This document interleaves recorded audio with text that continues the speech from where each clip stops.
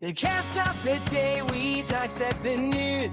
Flipping on the edge, choices you choose. Politics and laughter, a blend that's so real. Shooting for the stories that make you feel. With guests from every angle, let's bridge the divide. Finding the truth in the humor we can't hide. The Prime Directive, where the laughter's alive. Society's reflections, let's help each other thrive. Politics and culture, oh what a blend. Join on the journey, let's set the trend.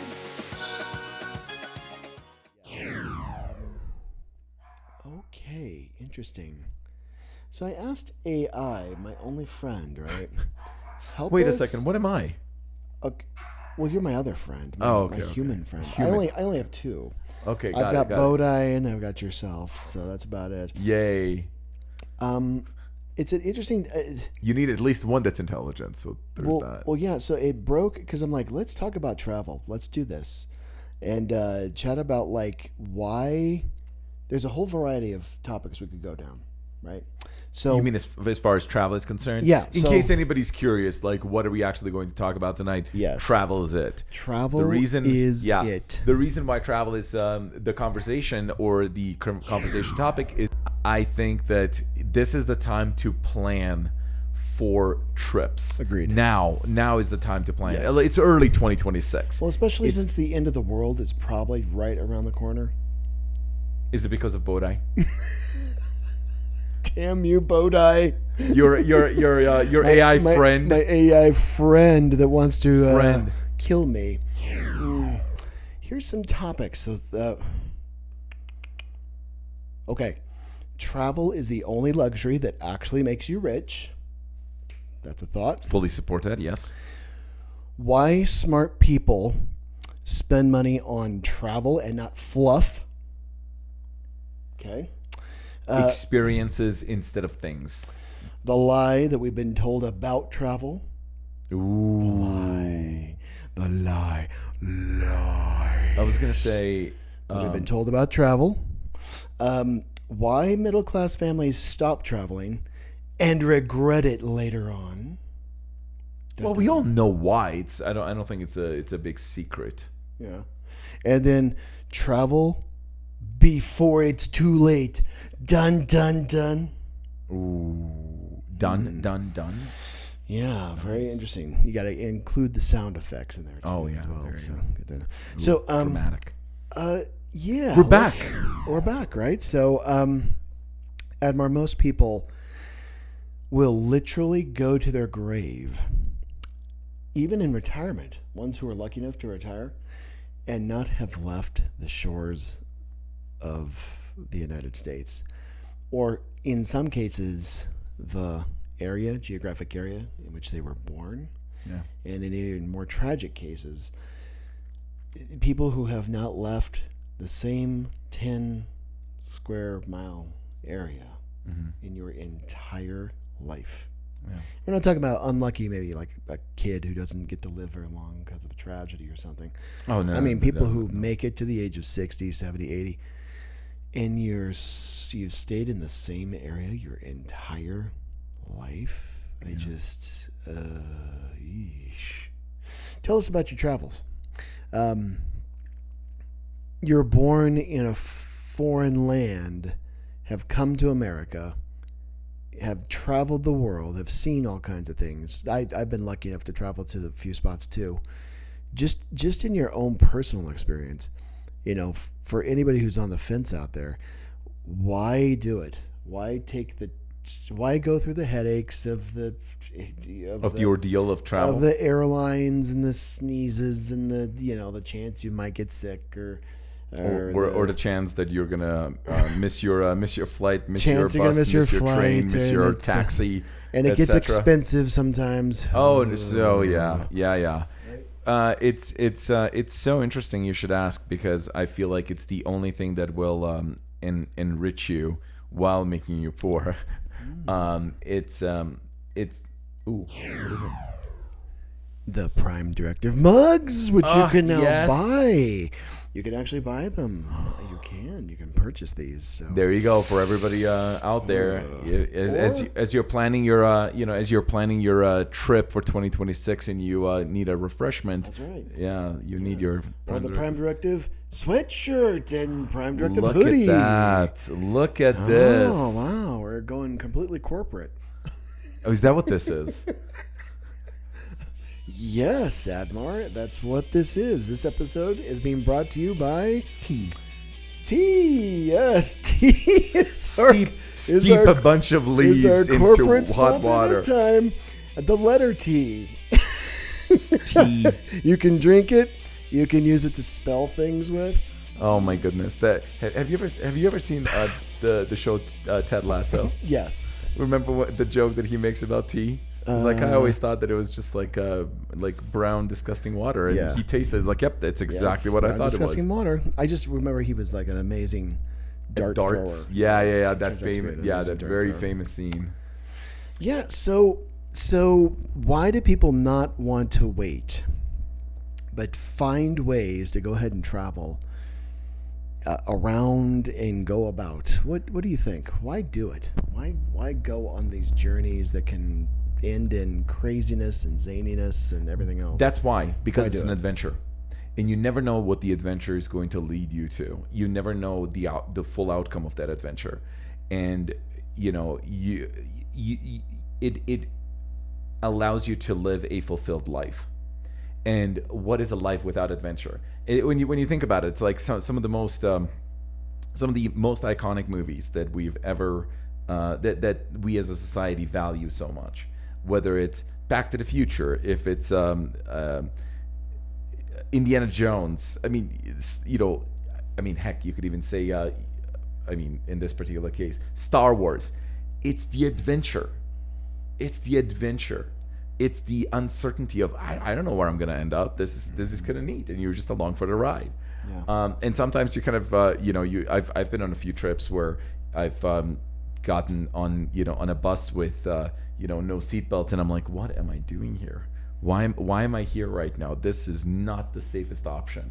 And then I would promptly try to find other transportation. But it's those stories where it's like, hey, remember that one time we were traveling these serpentine roads out in the middle of nowhere, and it's like, why did we do that? That makes zero sense. Riding in a taxi with somebody that maybe had a license, maybe didn't have a license. Most likely didn't. Most likely did not have a license. Yeah. Oof. You know what I'm on about. I do. We've traveled in Mexico quite a bit. Okay. And so some of the cars you get in, you're like, what is this? Like, why am I here? Of course, it's not just in Mexico. We came back to the United States, and our flight was late, of course. But landed in DIA, and I'm thinking, well, I'll just get an Uber, from the airport and stuff. But it's midnight, and all the flights came in at the same time. So not a lot of Uber options. Oh my goodness. Oh, so $200 later in a $200 Uber? $200 later. Might as well just take a taxi at that particular point.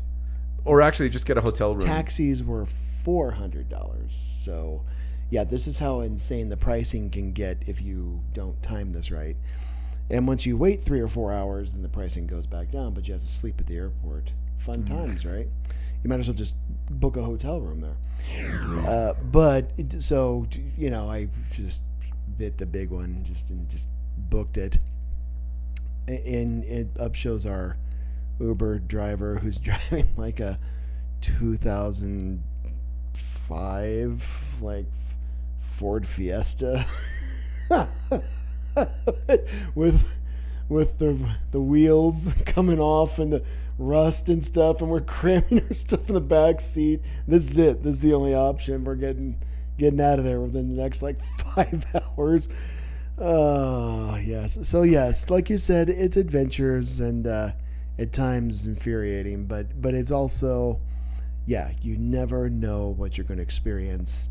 Who are you going to meet? That's the other thing too. It's like I don't recall the last time I don't recall ever a time where I went on a trip without not having met someone interesting, someone you could talk to, get a different perspective on life. It forces like adaptation, right? It forces you. It forces you to think. It Yeah. forces you to be adaptable. It forces you to appreciate things. It forces you to enjoy things that you would have otherwise never enjoyed or known. How cool is that? Yeah, no, it's the kind of thing that it changes your perspective to the point where if you were stuck in a rut at a point in your life where you've done something for the last 20 years, you take a trip to France and it just, you're like, you keep listening to the voices tell you to just let go. Tell us more. Well, yeah, I guess we could go through that. We could. Yeah. So our trip to France last year was literally world changing for us. Life or world? World change. It just changed our world. It just it changed how we had not even mentioned the word retirement until taking this trip. Which, by the way, is we of had not. course. Yes, it's a strange Yeah. word. It's a weird one. It'll probably go dead in the lexicon, but no, there is such a thing as you can have enough of a work life and then need to transition before you die into a travel experience, create podcasts, eat good food with good friends, create a podcast of your own, blah, blah, blah kind of life. But yeah, no, we took off to the UK, but then the truly transformative aspect was when we hit that next leg and traveled across the pond there, and everything from getting off the so we didn't fly into Paris, we did the chunnel. And so we were literally underwater for about 10 or 15 minutes there where I have a couple pictures, we'll probably post one on the thing of us, our marker on your phone literally being under the English Channel right there. That's so neat. And you're right in the middle of the ocean. How cool is that? Yeah. That was pretty awesome. I won't lie. That was pretty awesome to know that you're taking advantage of technology at its peak right now in this particular era that we're doing that kind of So stuff. you were, of course, on the train. On the train. So tell Eurostar. me more about what was your experience being on the train. Yeah, so the trains are very interesting. On the London side, you show up to King's Cross Station, and Hey, did you meet Harry Potter? we did not, but you did. All those vibes are there, right? And there are. I'm sure that the Brits are kind of like, oh God, another American doing the damn. There's actually all kinds of tours and stuff like walk where Harry Potter is and all that stuff. Because you know the Brits, first one to the go. Brits are masters at like weaving stories and telling. Well, they've had to. They've had to. They've had quite a history. Yeah, they've had history quite of the doing that history. stuff. Yeah, and so you head to the station. You get on their platform. Finally, 9 3/4. Sorry. No, ours was have to number do it. 7. But anyway, so Something- it was standing room only. We met some people from Colorado Springs. No, that's hilarious. I mean, of all the right? You're like, are you kidding me? Had like a I've been trying Broncos. to get away from Actually, it. had a Broncos jersey, and I was like, are you kidding me? Anyway, That's fun. but talked with them for a while. Platform was massive, just huge, just because there's trains going out like 12, 13 different station things going out at all times. They finally call your number, and then you hop on your thing. We faced each other. We had our Liesl's aunt, and then her mom. I was very proud of her mom because her mom actually had broken her back but didn't know it before getting on this train. What? Yeah, How? we just doped her up and gave her drugs and pills, poor thing. But she made it. She got on the train and made the journey and stuff. I think she was just kind of numb because we kept her doped up. But you face each other, and then we had little sandwiches and stuff. I had like little this oh gosh, what do they call it? King's chicken or something like this. It's for them it's a white bread, but with like curried chicken in the middle. It's pretty good, pretty tasty. Not bad. But of course the pound is outrageous. But yeah, I got through the channel, get into Paris, and then immediately we're like, oh yeah, you're not in Kansas anymore, because Britain, you're in a foreign land, yeah, but people are speaking English, or mostly English, unless you've ever heard some of the is it Cockney or what's the accent? I don't know. There? Oh my God. Yeah. Some of them you're like y'all balls and your willy wags, and you're like, what the hell did you just say? Anyway, Speak English, for crying out loud. right? What country are you in? Speak Merc and so we head to Paris, get off the platform. Immediately realize, whoa, so there's a bunch of construction right there at Lyon, which is the train station. Hop into eventually a taxi. We tried to call an Uber and it just wasn't happening. The traffic was just crazy. It was crazy. So we finally got around the corner, and there was an Italian guy there who was like, hey, you want to ride? And of course, he didn't say it that way. I'm sorry, being stereotypical. But very interesting guy. How so? Well, so he didn't speak the best English, and so there's a story about his name. Maybe I'll leave that for Liesl to tell at a later time. But his name was the way he kept pronouncing it. His name, my mother-in-law thought he was saying a certain body part, and no! and she was going about ready to have a fit, and so once again I had to pull her intervene, and to go. No, they didn't say that. Sandra didn't say that. He just said this other thing, which is his name. Okay, so just. But, it was excellent. So we pile into this car with her mom's broken back, and we go driving right up to the Eiffel Tower. And on our way to our cruise, which we did the river cruise this time. So we're on the Viking. We're on the Viking cruise. And do they give you a complimentary battle axes and the shield, or do you have to pay extra? You want them, I guess. They'd probably do it for you. They really would. Nice. They probably really would. So you hop off that. You walk around the corner of where the Seine is, right in front of the Eiffel Tower, right there, and you board your riverboat, which is like super long but not real wide and not real tall. So they're kind of cool. They're like maybe like 3 or 4 levels. That's about it. And they're super long, and they're not like a traditional cruise. That's what made this so special. So it was like you get this smaller touch kind of thing, which was really nice. Yeah. Plus, you're on a river, so it's not like you need. You're on the river, and it's stable. Large. Yeah, you're not bouncing around. There's none of that. The boat's not doing this. Hopped in, met my mom. My mom had already flown in, and my aunt had as well. I'm very proud of them because they have loved that cruise line so much. They're going to go back this summer. They're going to go do Germany and the Rhine. Oh, lovely. Yep. And very proud of them. So it changed my world. It changed the way I looked. We started hitting sites. Boom, boom, boom, right? So you start hitting these sites. Goyon and Rouen and... So what were some of the famous, sites that you went to see? Let me see here. Let me get some of these. So, first day, the first day, of course, you're in Paris, right? So, So while you're parked there, they take you on your bus tour around the city. You go see the sights of Paris, which is, you could live there your whole life and not see all the sights of Paris. Course, Arc de Triomphe, but you end up parking it at the Louvre. And so at the Louvre, it was just incredible because I'm a history nerd and buff, and I love that stuff. And from the second you get into the Louvre, everything around you is just aesthetics and beauty. Have you been? You've been? No, never been to the Louvre. Oh, Admar. Okay, so that's gonna have to be a life. We got to get you over there. We got start giving money to the Patreon account. I got to get this guy over there. I was gonna say I just want to visit the holy sites in France, like Magny-Cours. Mm-hmm. Okay. Site of the famous Formula One Grand Prix racetrack. Well, yeah, that's for a racing enthusiast, right? That's what I want to go. Le Mans.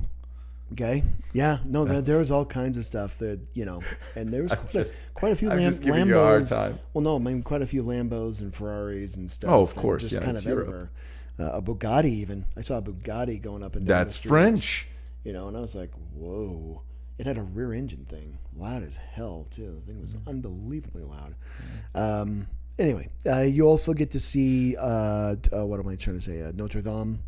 We got in, and this time, the last time we had been many years ago, they had this terrible fire right after. It was devastating. Well, and at the time, we just weren't very. We were so unimpressed with kind of how we just chose to kind of like just do the outside and then go in. This time they've redone it, and so we got a chance to go in and go tour it this time and go see, and it's magnificent.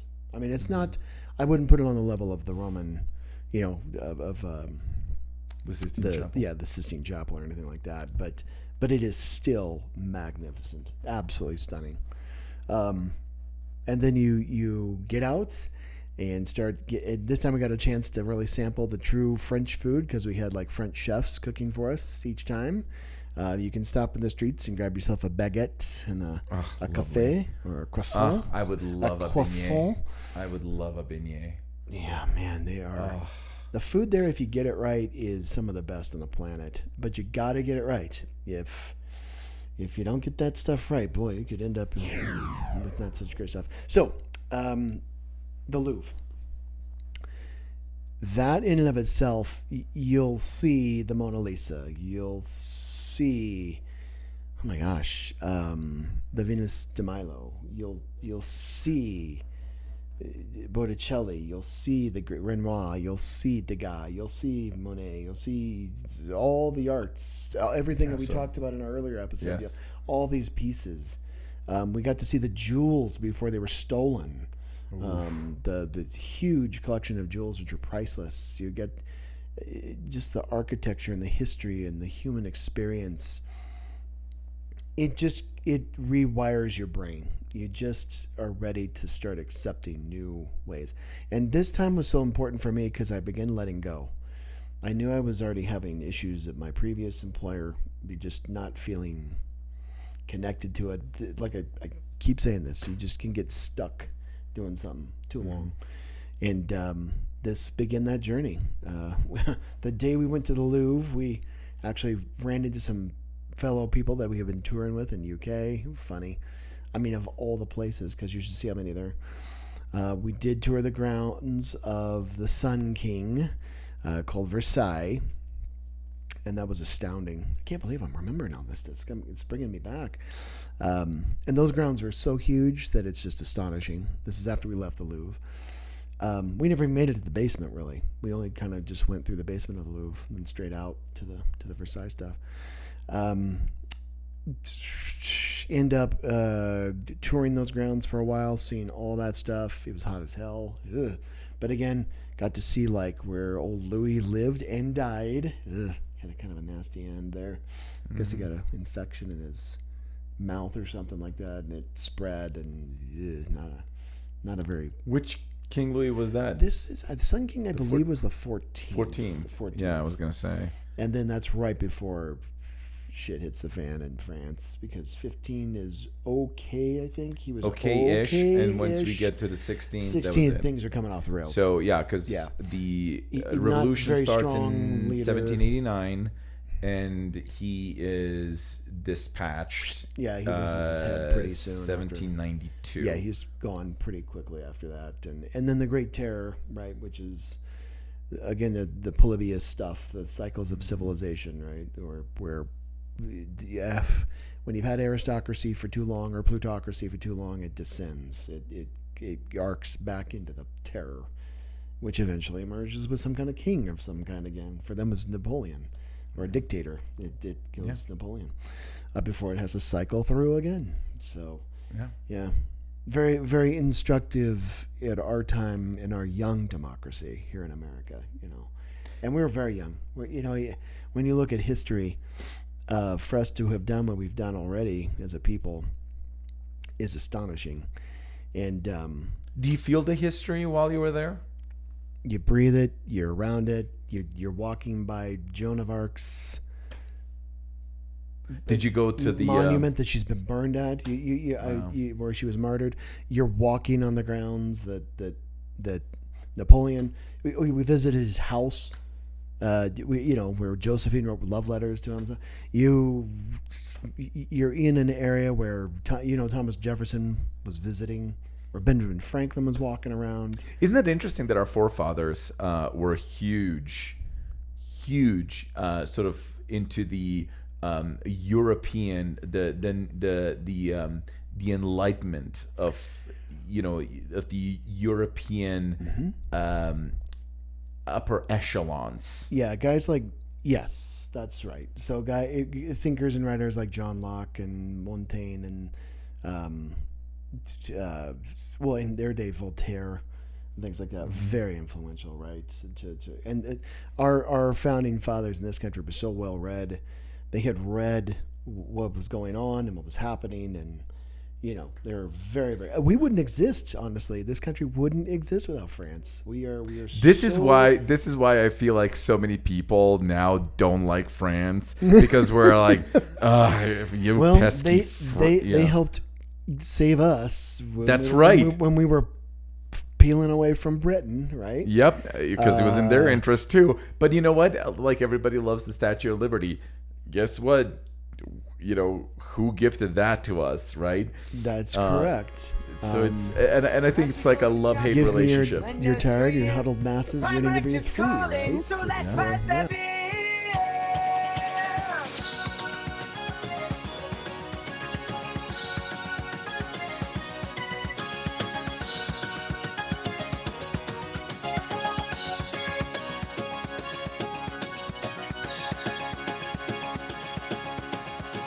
The Prime Directive, where the laughter's alive. Society's reflections, let's help each other thrive. Politics and culture, oh, what a blend. Join on